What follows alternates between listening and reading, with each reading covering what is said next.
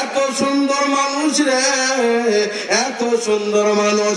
এই মানুষটিকে দেখার জন্যই আমি বকরিটা হেফাজত করেছি। এ বাবাজি, কিন্তু 2 দিন ধরে জঙ্গলের ভিতরে বকরি, বলেন তো বকরিকে কি খানা দেয় নাই? বকরি কি না খেয়ে আছে? অবশ্যই খানা খেয়েছে। বকরিকে তো পাক কখনো খায় নাই। ডাক দিয়ে কয়, আল্লাহ গো,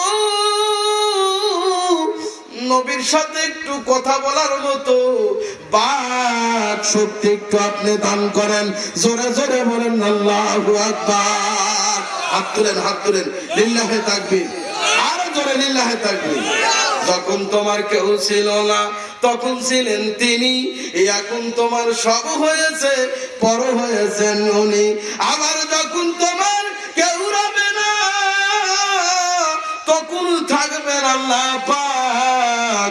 আল্লাহ রে ডাক রে বান্দা, আল্লাহ রে ডাক রে বান্দি, আল্লাহ বলে ডাক, লা ইলাহা ইল্লাল্লাহ, লা ইলাহা ইল্লাল্লাহ। আরো জোরে লা ইলাহা ইল্লাল্লাহ, মহব্বতে লা ইলাহা ইল্লাল্লাহ।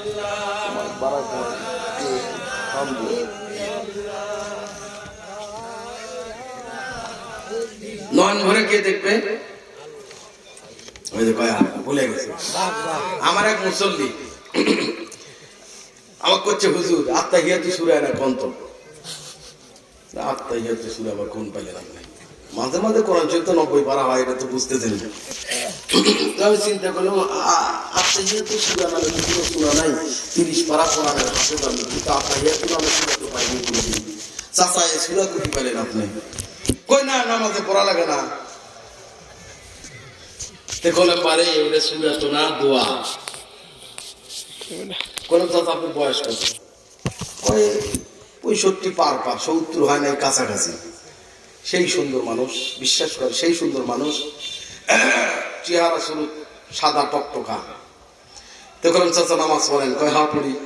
কি কন আমি নামাজ পড়বো না? দাড়ি দেখেন না? কয় দাড়ি রাখলেও অনেক বুড়ারা আছে নামাজ পড়ে না। মোবাইলে শুনতে শুনতে হাসান হুসেনের কাহিনী শুনতে শুনতে কান্দা ফেরা বেড়া, অথচ চাচা নামাজ পড়ে না। খামারকান্দি শেরপুরে নাই, আমার তারা সিরাজগঞ্জের দিকে আছে। আপনারা মোটামুটি ভালো মানুষ। তো যাই হোক, চাচা হজরের নামাজ কয় রেখাত কন্ত? কয় 18 রেখাত। ওটা মরছে বা আমি আবার আরেকবার তাহলে পড়ে গেছে। 12 রেখাত কইলেও না হইতো নাকি? জহরের রেখাত 12 রেখাত ভুলে না কইছে। তো এই কথা শোনার পর আমি আশ্চর্য হয় না। চাচা আমি আবার বলিচ্ছি, চাচা সাইডে সেরে কন্ত? তাহলে মনে হয় 24 রেখাত হবি বা। দুঃখের সাথে বলতেছি, আপনি হাসে উড়ে দিয়েন না। দুঃখের সাথে বলতেছি, এই 70 বয়সের কাছাকাছি বুড়া চাচা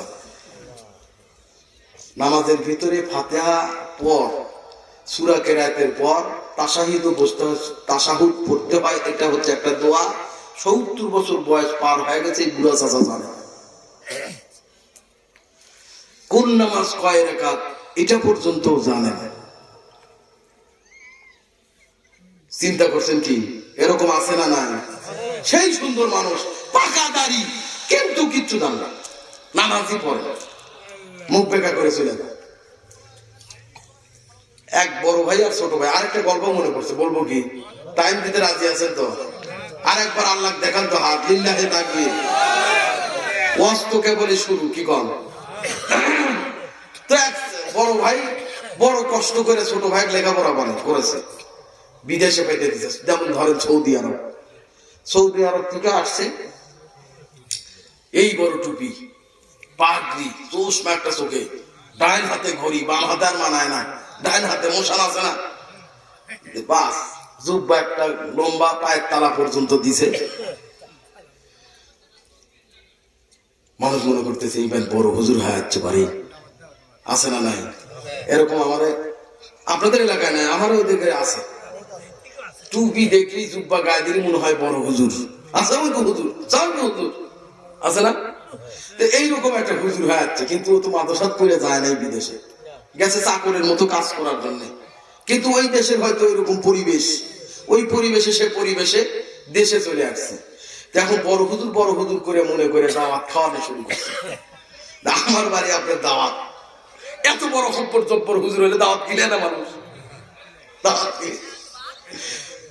বড় ভাই টেনশন, চিন্তা করতেছে, হাই রে আমি তোর লেখাপড়া করাইলাম জেনারেল নাই, কিছু করছে এই পাস, তুই এত বড় হুজুর হয়ে আসে, আমি মাদ্রাসায় ফাজিল কামিল পাস করছি, আমার কেউ দাওয়াত খায় তো খাওয়ায়।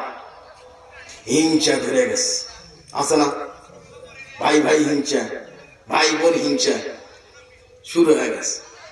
এক পর্যায়ে বলতেছে, শোনো তোমার তো নামাজ পড়া দেখা যায় না, তুমি জুব্বা পরে থাকো, টুপি পরে থাকো, এত সুন্দর তসবিলিয়া ঘোরো, আবার হাতে লাঠি আছে, এটাও মোশান ঠিক আছে, নামাজ তো তুমি পড়ো না, কারণ কি? নামাজ পড়ে না। এটা একটা দুর্বল পয়েন্ট পাইছে, মানুষকে ঠকাইতে হলে একটা দুর্বল পয়েন্ট খোঁজে মানুষ। বড় ভাই তামান্না রক্তের ভাই, তো তার দুর্বল পয়েন্ট খুঁজে আমার লাভ কি? তবে এক দেখি তো ভালো বানানো যায় নাকি। তা আমাদের দেশে কিন্তু ভালো বানানোর জন্য যত ইসলামিক সংগঠন আছে, একটা তাবলিগ জামাত নামে একটা জামাত আছে, চিল্লাত আপনার হুজুরা গোলা বাজি করে আপনার স্বীকার করাবে, যদি পঞ্চাশ টাকা নাই আপনার টাকা ব্যবস্থা করে দেবে, তা আপনি চিল্লাত নিয়ে দেবেন। কি রাজি আছেন না? এই ধরনের তার জামাতের মতো এই বড় ভাই তাকে ভালো বানানোর জন্য একটা কায়দা করতেছে। তো কিভাবে তাকে ভালো বানানো যায়? আবার এক সময় বলে উঠলো যে শোনো, তুমি আজ থেকে ফজরের নামাজ পড়বে, 40 দিন পর্যন্ত তুমি পড়বে, 40 দিন যদি তুমি পড়ো তাহলে কমসে কম 40,000 টাকা তোমাকে দেওয়া হবে। এই বাবার এই টাকার কথা শুনে মাটি ফেটে উঠে নাকি কম। আমার এক হুজুর বলতো, দাদা শোনো, কোর্টের আর থানার কিন্তু পুলিশরা আর বিচারপতিরা টাকা খায় না, থানার আর কোর্টের যে দুবলা ঘাস আছে, ওই দুবলা ঘাসের অত্যাচারায় কিন্তু থাকা যায় না, ওরা টাকা খায়, ওরা হয়রানি করে, আর মূল জায়গায় তো বিচার হয়েই আছে। যাই হোক, এইরকম ধরেন ভালো বানানোর একটা প্রচেষ্টা বড় ভাইয়ের চলছে।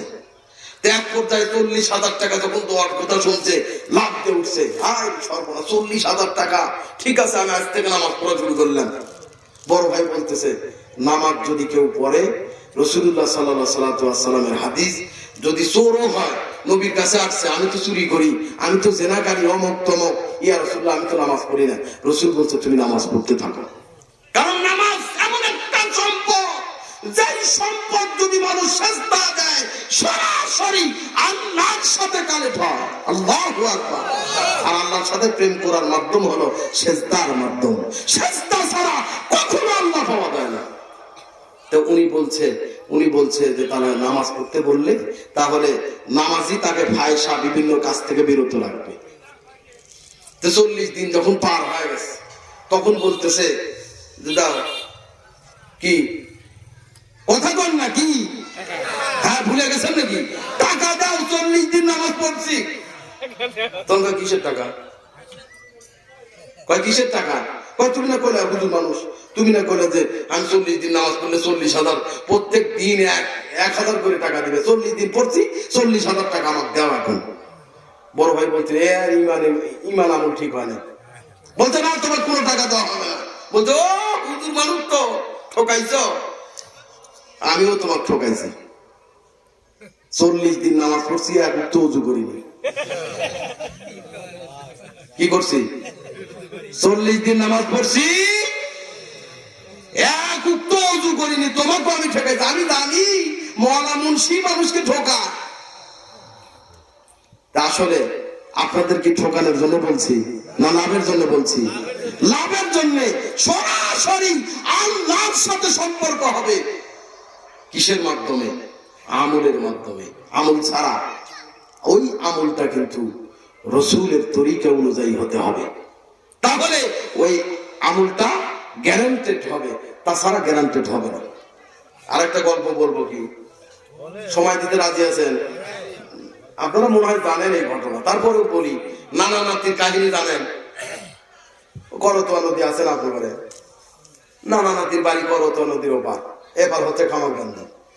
হুজুর তো বড় বড় হুজুর আসছে, তারা শোনা রাখবে, নানা নাতির অনা দিছে, গল্প কিন্তু এরা কিন্তু কোরআন হাদিস আবার কয়েন না যে কোরআন হাদিসের কথা পাই আছে।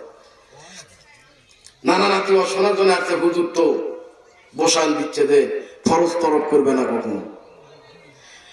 করতা নদী পার হওয়ার পরে, শোনার পরে, এই বক্তব্য শোনার পরে এখন করতা নদী ব্রিজ হয়েছে দেখে আপনারা বেঁচে গেছেন। যখন ব্রিজ আসিল না তখন তো কাপড় আলোক করে আসা লাগছে। ওয়াজে আসবি কাপড় আলোক করছে, ওয়াজ থেকে যাবে কাপড় আলোক দরকার। ব্রিজ হয়েছে নাকি? ব্রিজ হয় না, এখন তো ব্রিজ হয়েছে। যখন ব্রিজই ছিল না তখন এই পরিবেশ আছে। হুজুর ফরজ তরফের ওয়াজ করছে, নাতির মধ্যে গেঁথে গেছে, নানার মধ্যেও গেঁথে গেছে। খবরদার, যতই চিন্তা ভাবনা করো, ফরজ তরফ করে কখনো ইবাদত কবুল হবে না। ফরজ তরফ করলে কবিরা গুনাহ হবে। খবরদার, ফরজ তরফ কখনো করে আমল করতে পারবা, আমল কবুল হবে না। অষ্ট 2 ঘন্টা 3 ঘন্টা 12টা পর্যন্ত শুনে ইমান তাজা করে নিয়ে চলে গেছে আবার ওই নদীর ধারে। আর নানা কোচা আগে তুমি না, নানা নামছে আর তুমি ইচ্ছে কোচা হাই। নানা করেন কি? এই কেবলই তো আধা ঘন্টা আগে আপনি ওয়াজ শুনলেন ফরজ তরফ করা যাবে না, আপনি তো আবার সে আগের মতোই তোলা শুরু করছেন। বোধহয় বোকা, তোর বয়স হয় নাই। বয়স কত? কই বয়স 14-15 বছর। তোর বয়স আছে, আমার তো 90 বছর হয়ে গেছে, আমি সব জানি। ওয়াজ তো এপার কে আর ওপার কে তো না, বুঝলেন? হাত তুলেন তো লিল্লাহে তাকবীর।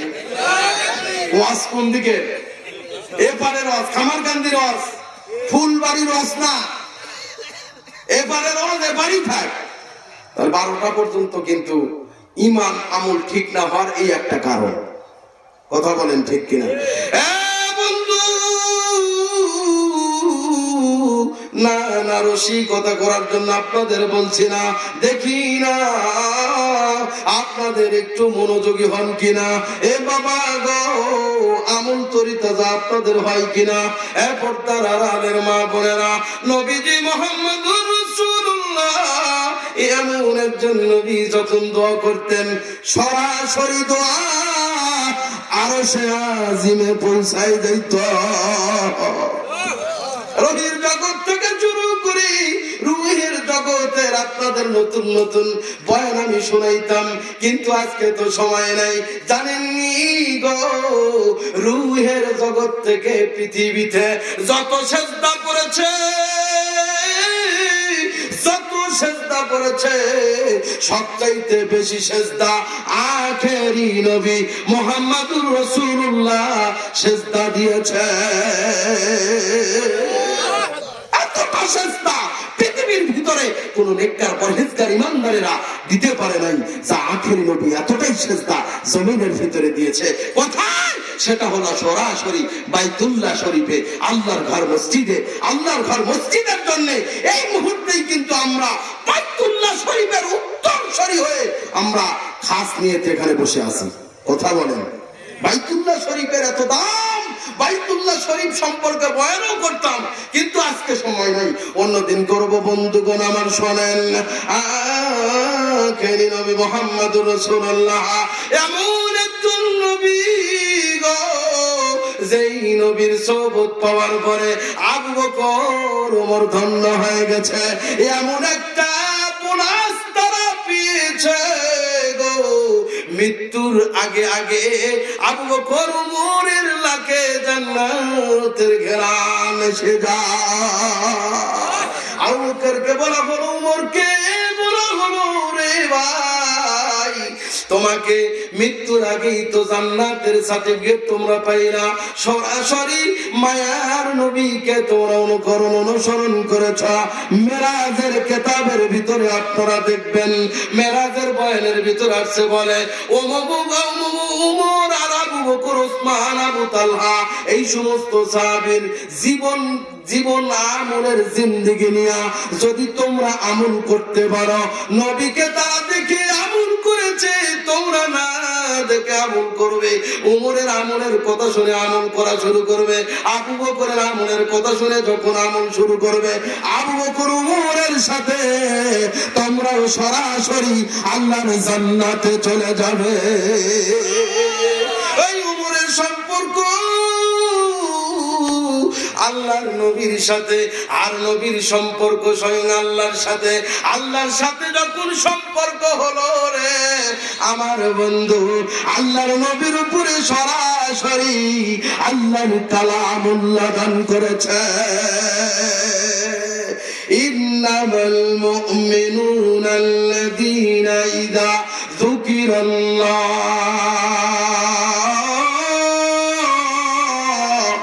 ওয়া ইযা তুলিয়াত আলাইহিম আয়াতুহু যাদাতুহুম ঈমানা ওয়া আলা রাব্বিহিম ইয়াতাওয়াক্কালুন। সরাসরি আল্লাহর কালাম যারা পড়ে তাদের শরীরটা কিন্তু স্থির থাকতে পারে না, নড়াচড়া করে। শুধু কি তাই, আল্লাহর কালাম যারা পড়ে আর যারা শ্রবণ করে তাদের ঈমানটা আল্লাহ বৃদ্ধি করে দিতে থাকে। আল্লাহু আকবার, জোরে বলেন।